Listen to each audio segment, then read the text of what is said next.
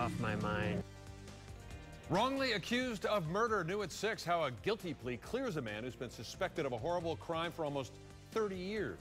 Good evening. I'm Brendan McLaughlin. And I'm Wendy Ryan. Thanks for joining us. For decades now, the murder of a Clearwater woman remained unsolved, and a man who was wrongly accused remained a suspect. Well, that all changed today with a guilty plea at the Pinellas County Courthouse. ABC Action News reporter Chris Trankman is live with this big development tonight. Chris?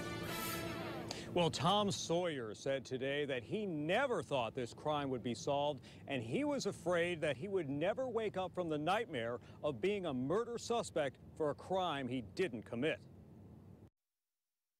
I feel like I want to cry. I'm so happy. For Tom Sawyer, it's been nearly 30 years of worrying that he would once again be wrongly accused of murder. I've lived in fear every day that when anybody came to knocked on the door, that I might be arrested and brought back to Florida.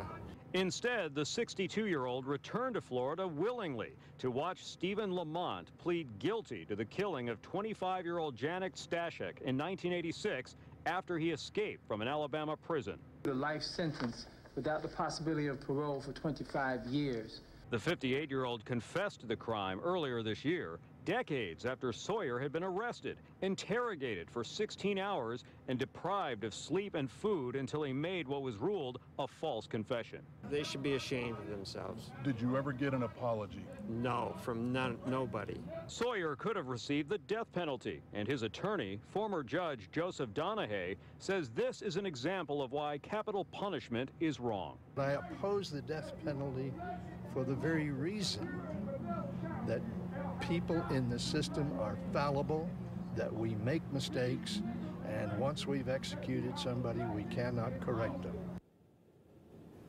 Now, Sawyer did a fist pump in court watching Lamont plead guilty. Meanwhile, as long as there is no appeal of this case, Lamont will not be eligible for parole until he is 83 years old. Live in Pinellas County, Chris Trankman, ABC Action News.